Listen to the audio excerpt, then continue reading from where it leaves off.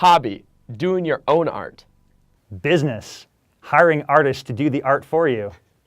Hobby, your friend's playtest.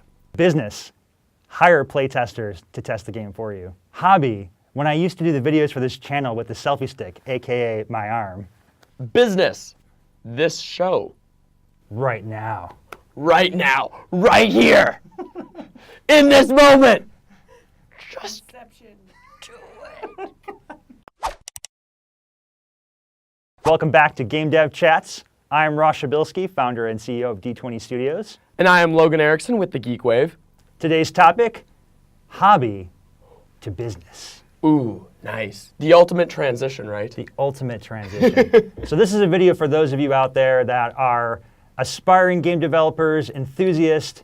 You're creating games because you're passionate about it and you're maybe looking to take it to the next serious level. So let's divulge a little bit, Logan. What makes a game a hobby versus a business? Well, I would say when you, part of, for a lot of people, playing games, that's a hobby, right?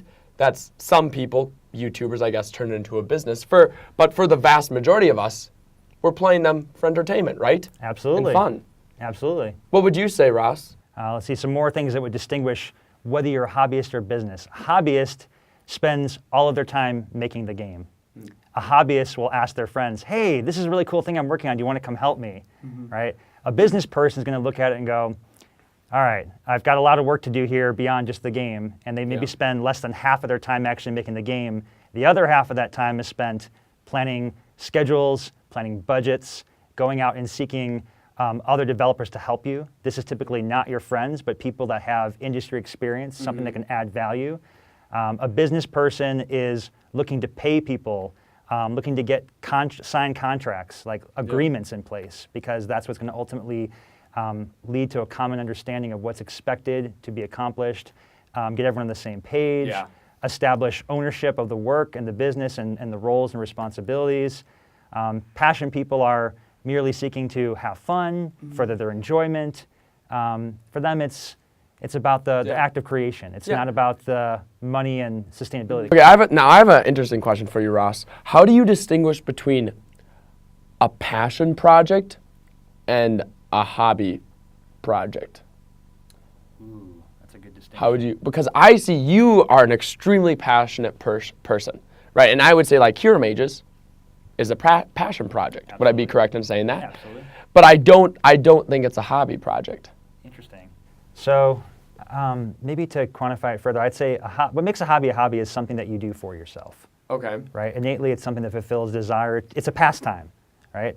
Like when I paint my Warhammer figurines, it's only for me. I'm not doing it because I want to sell those figurines to anybody else. I'm not trying to make money off of them. I'm painting them because the act of painting them is something that's satisfying. Yeah. The act of making the game is satisfying. So in that sense, it has the foundation of a hobby. But what takes it further into becoming a passion project or a business is the notion that this is something that is ultimately for the player, the audience that I'm building it for.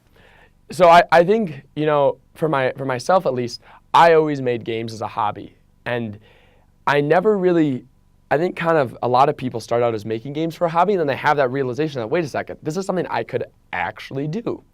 And that's what really hit me when I was in my senior year in high school, my junior year in high school, is that I had this unbelievable passion for making games.